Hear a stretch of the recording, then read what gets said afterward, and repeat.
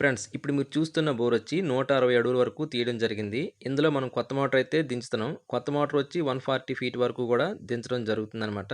అయితే ఇందులో దించబోయే మోటార్ ఏ కంపెనీ, ఆ మోటార్ ఏ విధంగా ఫిట్ చేసి బోర్‌లో దించాలనేది ఈ వీడియో అయితే ఉంటుంది. సో, వీడియోనైతే స్కిప్ చేయకుండా చివరి వరకు చూడండి. అలా చూసినట్టయితే కదా మీకు వర్క్ అనేది అర్థమవుతుంది. ఇక మీరు చూసినట్టయితే మనకి సీఆర్ఏ కంపెనీ మోటార్ అయితే మనం ఆ బోర్‌లో అయితే దించబోతున్నాం. మొత్తం బోరు తాలూకా లోతు వచ్చి మనకి 160 అడుగులు. ఈ మోటార్ వచ్చి మనం 140 అడుగుల వరకు దించుతామనమాట. ఇకపోతే మోటార్ గురించి మనం చెప్పుకోవాల్సొస్తే ఇది సీఆర్ఏ కంపెనీ. ఇక్కడ మీరు చూడొచ్చు. ఇది 1 హెచ్‌పీ 10 స్టేజెస్ పంప్ కలిగింది. అలాగే దీని తాలూకా ఆర్‌పీఎం వచ్చి 2850 అయితే ఆర్‌పీఎం వస్తుంది. అలాగే మోటార్ వచ్చి మనకి లోడ్ మీద 8 యాంప్స్ అయితే తీసుకోవడం జరుగుతుందనమాట. మోటార్ సప్లైకి వైర్ వచ్చి మనం 200 ఫీట్ అయితే తీసుకున్నాం. అలాగే హెచ్‌డీ పైప్ వచ్చి మనం కరెక్ట్‌గా 140 ఫీట్ అయితే తీసుకోవడం జరిగిందనమాట. హాయ్ ఫ్రెండ్స్, నా పేరు కిరణ్ కుమార్. మీరు చూస్తున్నారు Lakshmi electrical and multitype channel. Friends, మన ఛానల్లో ఎలక్ట్రికల్కి సంబంధించిన A to Z all works అన్ని కూడా వస్తుంటాయి. సో, మీకు కానీ ఎలక్ట్రికల్ వర్క్ నేర్చుకునే ఉద్దేశం ఉన్నట్టయితే మన ఛానల్ని సబ్స్క్రైబ్ అయితే చేసుకోండి. అలాగే పక్కన గంట సింబల్ ఉంటుంది, దాన్ని ఆల్‌లో పెట్టుకునేటట్టయితే నేను నెక్స్ట్ చేయబోయే వీడియోలు మీకు నోటిఫికేషన్‌గా వస్తాయన్నమాట. అలాగే మీరు ఆల్రెడీ మన ఛానల్ సబ్స్క్రైబర్ అయినట్టయితే మన ఛానల్ గ్రోత్ కోసం కొంచెం లైక్స్ ఇస్తుండండి. లైక్స్ ఇవ్వడం వల్ల ఏమవుతుందంటే మన వీడియోస్‌ని మరికొంతమందికి చూపించడానికి యూట్యూబ్ వారు రికమెండేషన్ చేస్తారన్నమాట. తద్వారా ఎలక్ట్రికల్ వర్క్ నేర్చుకునే ఉద్దేశం ఉన్న వాళ్ళకి ఎవరికైనా సరే మన వీడియోలు చాలా ఉపయోగపడతాయన్నమాట. ఇకపోతే మన వీడియోకెళ్ళినట్టయితే చూస్తున్నారు కదా! మనం మోటర్ అయితే ఓపెన్ చేసాం. ఫస్ట్ తీసింది పంపు. ఇప్పుడొచ్చి మనం తీసిందొచ్చి మోటర్ అనమాట. ఇప్పుడు మోటర్ పైపుని కూడా మనకి దీనికి సంబంధించిన పూర్తి డీటెయిల్స్ అనేవి మెన్షన్ చేసి ఉంటాయి. ఇక్కడ మీరు చూడొచ్చు. మోటర్ వచ్చి మనకి 1 హెచ్‌పీ మోటరు. అలాగే 10 స్టేజెస్ 8 యాంప్స్ తీసుకుంటుంది. 2850 ఆర్‌పీఎం అయితే ఉంటుంది. మోటార్ తాలూకా డీటెయిల్స్ అన్నీ మీరు చూడాలనుకుంటే వీడియోని పాజ్ నొక్కి చూసుకోవచ్చు. పంప్ మీద కూడా మనకి క్లియర్‌గా మెన్షన్ చేసి ఉంటాయి దీని తాలూకా డీటెయిల్స్ అనేవి. అయితే మనం హెచ్‌డీ పైప్ తీసుకునేటప్పుడు దాంతో పాటు మనకి నిప్పలనేది మనం ఎక్కడైతే మోటార్ కొంటామో అక్కడే మనకి పైప్‌కి నిప్పలనేది ఫిట్ చేసి ఇచ్చేస్తారనమాట. ఇదే విధంగా రెండో వైపు కూడా మనకి హెచ్‌డీ పైప్‌కి నిప్పలనేది ఫిట్ చేసి ఇవ్వడం జరుగుతుంది. నిప్పలకి మనం పంప్ అనేది ఫిట్ చేయాల్సి ఉంటదనమాట. అయితే ముందుగా మనం హెచ్‌డీ పైప్‌ని ఓపెన్ చేసుకోవాలి. ఈ విధంగా ఓపెన్ చేసుకొని అటువాలుగా ఉంచుకున్న తర్వాత మనం పంప్‌నైతే ఈ నిప్పలకి ఫిట్ చేసుకోవాల్సి ఉంటది. అంతకుముందు మనం బోర్ వేయించారు కదా! వేయించిన దగ్గర పైన బోరు వేసేవాళ్ళు పైన సీల్ చేస్తారనమాట కాల్చేసి. దాన్ని మనం క్లియర్ చేసుకొని ఉంచుకోవాలి. తర్వాత మన మోటార్‌లో వచ్చి మనం వాటర్ ఎయ్యాల్సి ఉంటదనమాట. ఇది సబ్‌మెర్సిబుల్ మోటార్ కనుక కంపల్సరీగా మోటార్‌లో నీళ్లెయ్యాల్సి ఉంటుంది. అయితే కొన్ని మోటార్‌లకి లోన ఆల్రెడీ వాటర్ ఇస్తాడు. కొన్ని వాటర్‌కైతే మనము వాటర్ ఫిల్ చేసుకోవాల్సి ఉంటది. ఇదే విషయాన్ని మనకి మోటార్ పైన మీద కూడా మనకి మెన్షన్ చేసి ఉంటది. ఒకసారి ఈ సైడ్ మీరు చూసినట్టే మోటారు నీటితో ముందుగా నిండి ఉంటుంది. ఒకవేళ నీటి యొక్క స్థాయి తగ్గినట్టయితే అదనంగా నీరు నింపండి అని క్లియర్‌గా మనకి తెలుగులో మెన్షన్ చేసుంటుంది. ఇదే విషయాన్ని 5 లాంగ్వేజ్‌లో మనకి ఇక్కడ ఇచ్చాడు. అలాగే మోటార్ యొక్క రొటేషన్ కూడా యారో మార్క్ ఇచ్చారు. ఆ తర్వాత ఇక్కడ చూసినట్టయితే మనం కనెక్షన్స్ ఏ విధంగా కలపాలనేది స్టిక్కర్ అయితే ఇక్కడ మెన్షన్ చేసి ఉంటుంది. అలాగే మోటార్‌కి సంబంధించిన డీటెయిల్స్ అన్నీ కూడా మనకి మోటార్‌కి ఇటువైపు కూడా ఉంటుంది. అలాగే మనకి రెండో వైపు కూడా దీనికి సంబంధించిన పూర్తి డీటెయిల్స్ అంటే మోటారు ఎంత హెచ్‌పీ దాని తాలూకా ఆర్‌పీఎం ఎంత, ఇది ఎంత యాంప్స్ తీసుకుంటుంది కరెంటు అనే విషయాలన్నీ కూడా ఉంటాయి. దాంతో పాటు మనకి పచ్చి రబ్బర్ ఒకటి ఇస్తారు. అంటే మోటార్‌లోని మన జాయింట్‌లో వైర్ కలుపుకోవడానికి పచ్చి రబ్బర్లు ఇస్తారు. దాంతో పాటు మనకి 2 క్లాంపులు అయితే ఉంటాయి. హెచ్‌డీ పైప్‌కి మనం క్లాంప్స్ ఏసుకోవడానికి 2 క్లాంపులు ఒకటి తెచ్చుకోవాల్సి ఉంటదనమాట. అయితే ఇక్కడ మీరు చూసినట్టయితే మనకి హెచ్‌డీ పైప్‌తో వచ్చిన నిప్పలకి మనం థ్రెడ్‌ల దగ్గర ఈ విధంగా టెఫ్లాన్ టేప్ అనేది వేసుకోవాల్సి ఉంటదనమాట.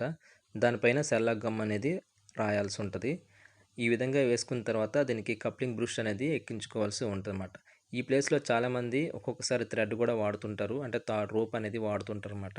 ఈ బ్రష్ అనేది మనకి పంప్‌కి ప్లస్ నిప్పులకి మధ్య కప్లింగ్ చేసే బ్రష్ అనమాట ఇది.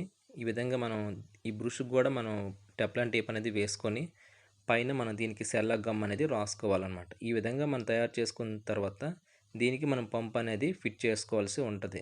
ఈ విధంగా థ్రెడ్స్ దగ్గర టెఫ్లాన్ టేపు మరియు ఈ విధంగా సెల్లార్ గమ్ రాయడం వల్ల ఏమవుతుందంటే థ్రెడ్స్ అనేవి టైట్‌గా పడుతుంది. లీకేజ్‌లు గట్రా లేకుండా మనకి ఉంటుందనమాట. ఈ విధంగా బ్రష్ ఎక్కించిన తర్వాత పంప్ తీసుకొచ్చి ఈ బ్రష్‌కి మనం టైట్ చేసుకోవాల్సి ఉంటది.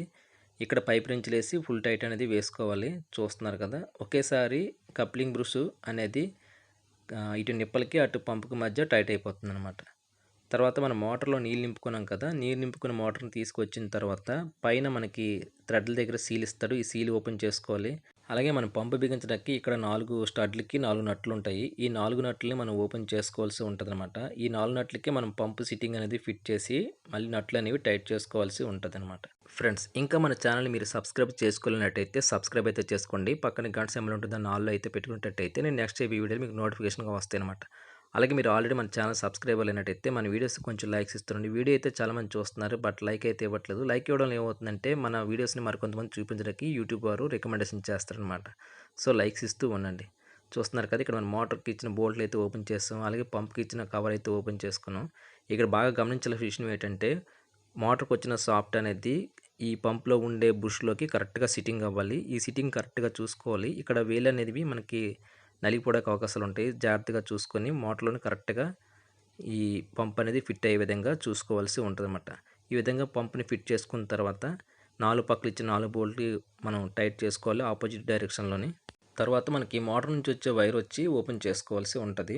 మోటార్ నుంచి వచ్చే వైరు మనం ఓపెన్ చేసుకొని మనకి మెయిన్ వైరు అంటే లైన్ ఇచ్చే వైర్ ఉంటుంది కదా! దానికి జాయింట్ చేయాల్సి ఉంటదనమాట. ముందుగా మనం ఈ వైర్‌ని మోటార్‌కి ఇచ్చే వైర్ ఓపెన్ చేసుకొని మనకి ఈ కేబుల్ అనేది కరెక్ట్‌గా ఉండే విధంగా అంటే మెష్‌లోంచి వెళ్ళే విధంగా చూసుకోవాలి. పైన పంప్‌కి 2 నట్లు ఇస్తాడు. ఆ 2 నట్ల మధ్యలోంచి వైర్ అనేది రావాల్సి ఉంటదనమాట. అయితే ఇక్కడ మీరు చూసినట్టయితే పంప్‌కి ప్లస్ మోటార్‌కి మధ్య మనకి గ్యాప్ ఉంటుంది కదా! వాటర్ వెళ్ళడానికి. ఆ ప్లేస్‌లో మనకి స్టీల్ మెష్ అనేది కంపెనీ వాడు ఇస్తాడు. ఆ మెష్ అనేది మనం క్లోజ్ చేసుకోవాల్సి ఉంటది. అక్కడ నుంచి మనకి వైర్ అనేది తీసుకొచ్చి పైన ఈ క్లాంప్‌కి వైర్‌ని ఫిట్ చేయాల్సి ఉంటుంది. కొన్ని కంపెనీలకి ఈ వైర్‌కి స్టీల్ బద్దీ లాంటిది ఒకటి ఇస్తాడు. ఈ కంపెనీకి అయితే మనకి స్టీల్ బద్దీ రాలేదు. సో, మనం అందుకే టేప్ అనేది వైర్‌కి వేస్తున్నాం అనమాట. అలాగే పంప్‌కి పైన క్లాంప్ ఒకటి ఇస్తాడు. ఆ క్లాంప్‌కి కరెక్ట్‌గా వైర్ ఫిట్ చేసి స్క్రూస్ అనేవి కరెక్ట్‌గా వేసుకోవాల్సి ఉంటదనమాట.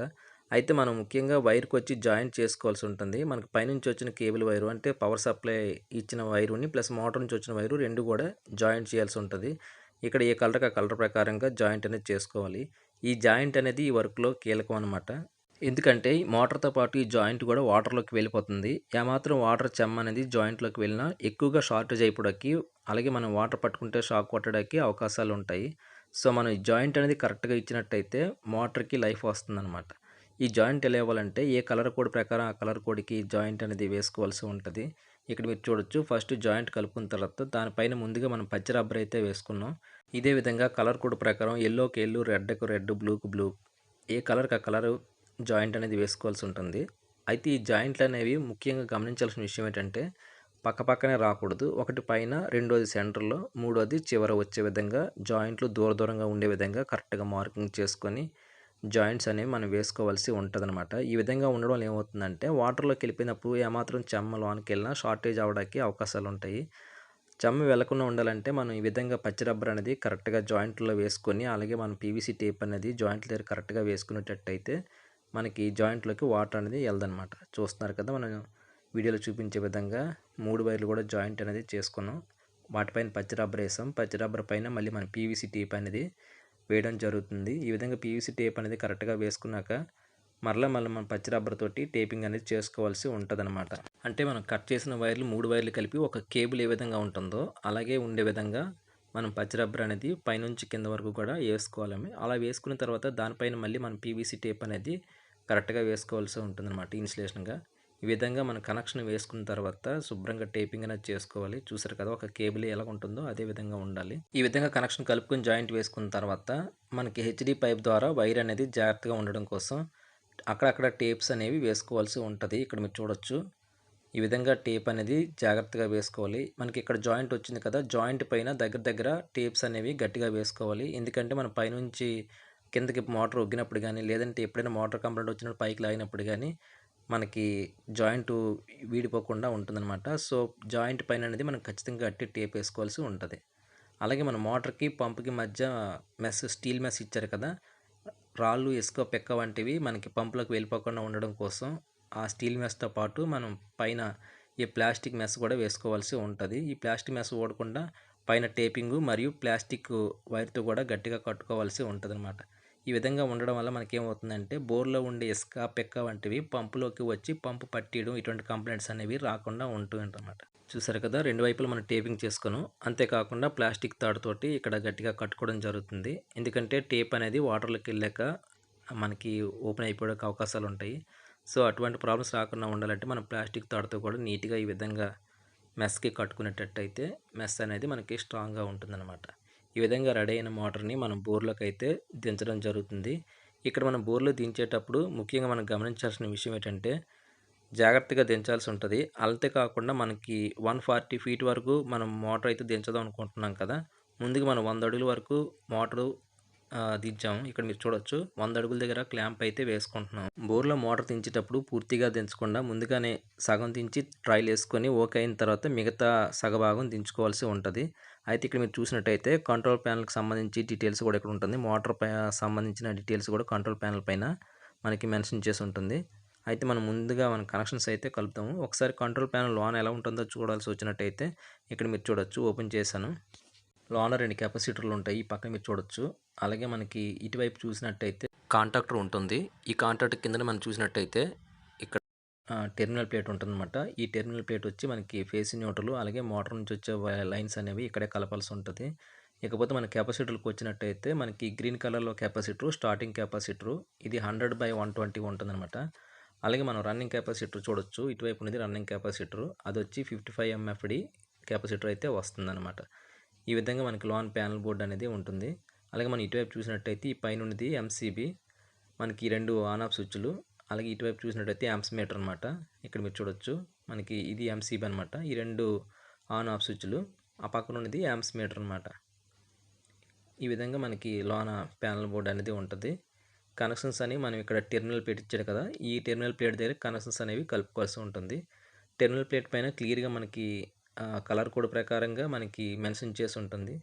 ఫేస్ న్యూట్రల్ ఎక్కడ ఇవ్వాలి, మోటార్ నుంచి వచ్చే వైర్లు ఏ విధంగా ఎక్కడ ఇవ్వాలనేది కలర్ కోడ్ ప్రకారంగా ఉంటుంది. ఆ విధంగా లైన్ కలుపుకున్న తర్వాత పవర్ సప్లై ఇచ్చిన తర్వాత ఒకసారి మన మోటార్ ఆన్ చేసినట్టయితే పైన ఇచ్చే డిజిటల్ మీటర్‌లో మనకి ఎంత వోల్టేజ్ పవర్ సప్లై వస్తుందనేది, అలాగే మోటార్ ఆన్ చేసిన తర్వాత ఎంత యాంప్స్ తీసుకుంటుందనేది క్లియర్‌గా మనకు వస్తుందనమాట.